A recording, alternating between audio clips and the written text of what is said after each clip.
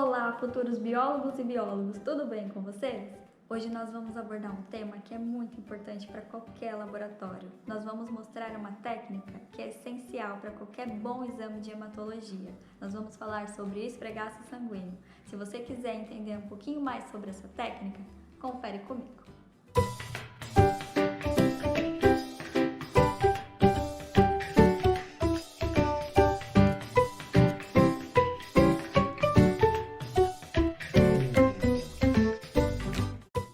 Mas afinal, o que é um esfregaço sanguíneo?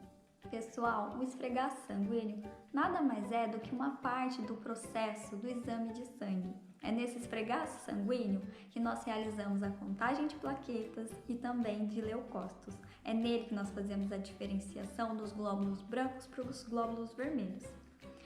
Sem dúvida nenhuma, o esfregaço sanguíneo ele é um ponto crucial do exame de sangue. Por isso que é importante mantermos um padrão. Eu vou estar mostrando para vocês um pouquinho dos erros mais comuns realizados no esfregaço sanguíneo. Mas antes disso, se você ainda não é inscrito, não se esqueça de se inscrever e também de ativar o sininho. Deixar aquele like que isso fortalece muito, pessoal, para que a gente possa continuar trazendo conteúdo como estes para vocês. Bom, nesta imagem ilustrativa, nós conseguimos perceber os erros mais comuns na confecção do esfregaço sanguíneo. Essa imagem nos permite algumas opções aqui de erros que realmente são muito comuns no início, quando a gente ainda está aprendendo. E esses erros podem ser ocasionados devido a muitos motivos, muitas vezes motivos que nós talvez nunca entendamos o porquê, tá? Por exemplo, aqui no A, né, no exemplo de lâmina A, nós podemos perceber algumas irregularidades. Parece que ela tem algumas ranhuras. E isso, pessoal, pode ser devido a uma lâmina extensora totalmente irregular, né? Às vezes essa lâmina pode ter caído ou pode ter batido, ela pode estar um pouquinho lascada. Então, na hora de você realizar o esfregaço sanguíneo, ela pode ocasionar esse tipo de ranhura. A lâmina extensora, para quem não sabe, ela é uma lâmina um pouquinho mais grossa, inclusive ela lembra um pouco o formato dessas lâminas que estão expostas para vocês como exemplo, porque a lâmina de extensão, ela tem as bordas boleadas e ela costuma ser um pouquinho mais grossa do que a normal. No exemplo B, é um erro clássico, quem nunca, né? Eu mesma já errei muitas vezes causando esse tipo de dano ao meu esfregaço sanguíneo. Esse erro da lâmina B, ela é causada por pausas. Às vezes a luva pode dar uma enroscadinha, nós às vezes deixamos os dedos, né, um pouquinho mais para dentro da lâmina, então na hora de fazer o esfregaço, esse dedo pode dar uma esbarrada, ou até mesmo a lâmina extensora não está posicionada em 45 graus e por isso ela vai fazendo essas falhas, né? Ela vai pausando durante o esfregaço, então é muito normal esse erro no início. A lâmina C, nós podemos perceber que ela sim, né? Dentre esses exemplos, ela é a mais bonitinha, ela é a mais próxima da perfeição, na minha opinião. Ela é uma lâmina quase que aceitável, mas de fato ela está errada. Esse erro que ela representa é devido a um movimento muito rápido. Às vezes a pessoa coloca a gotinha de sangue para poder realizar o esfregaço e desliza a lâmina muito rápido. O exemplo da lâmina D, a gente percebe que ela ainda está mais curtinha, mas ela não é devido a um esfregaço rápido, mas sim a uma gota muito pequena de sangue. Então, devido a pouca amostra, ela ficou curtinha desse jeito. A lâmina E, eu acredito que seja devido a uma gota de sangue muito concentrada no centro. Então, na hora que você vai fazer o esfregaço, normalmente você deixa esse sangue ele correr pela lâmina toda, até que ele alcance ambas as bordas. E aí sim você esfrega. Então, eu acredito que essa gota ficou muito concentrada no centro, por isso que ocasionou esse erro, porque comprimento ela tem, mas ela não tem espessura. Já na lâmina F, a gente pode perceber que ela tem umas falhas, parece um grânulo, né, na confecção desse esfregaço. Isso pode ser devido à sujeira, pode ser sujeira da luva, às vezes pode ser gordura da mão.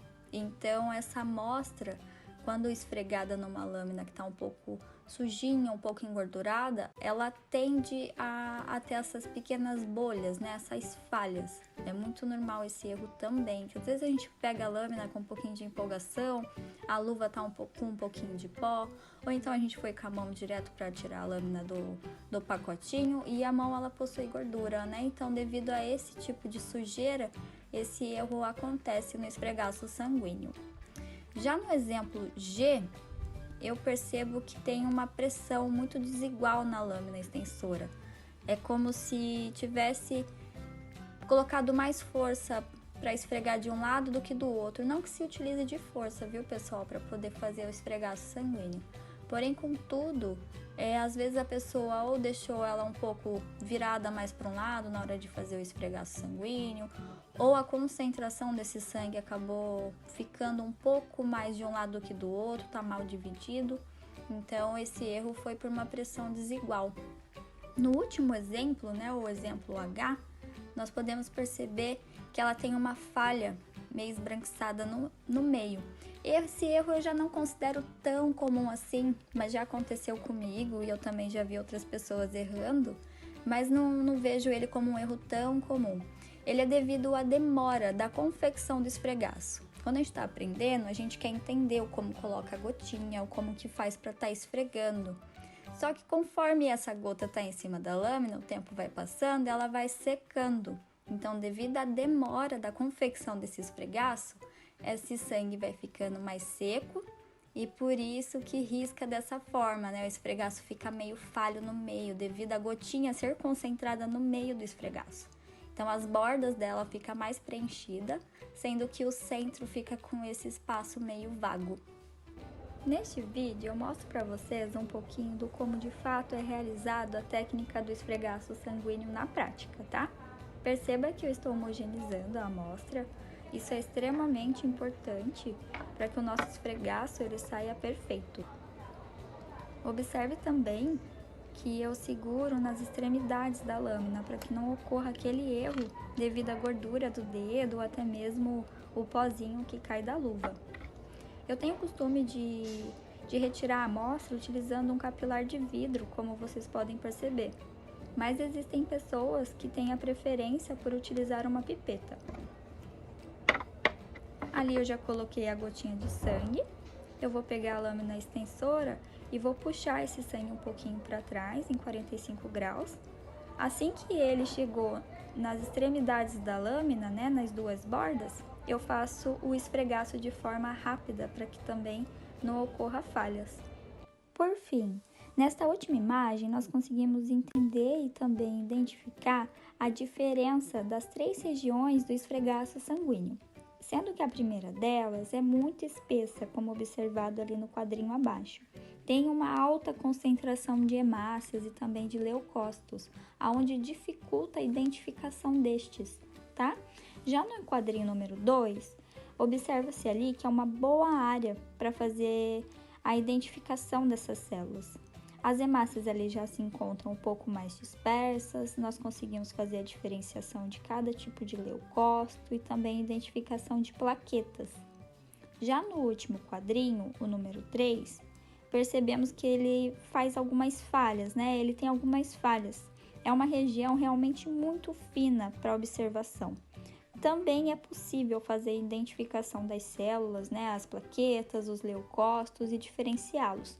Porém, contudo, por ele ser uma área muito fina, não é interessante que nós façamos a contagem. Se for apenas para observação e fazer a identificação desses leucócitos e também das plaquetas, não tem problema. Bom, pessoal, eu espero que vocês tenham entendido um pouquinho mais sobre esfregaço sanguíneo, o como evitar aqueles erros comuns e também como executar essa técnica que é importantíssima para qualquer exame de sangue de qualidade.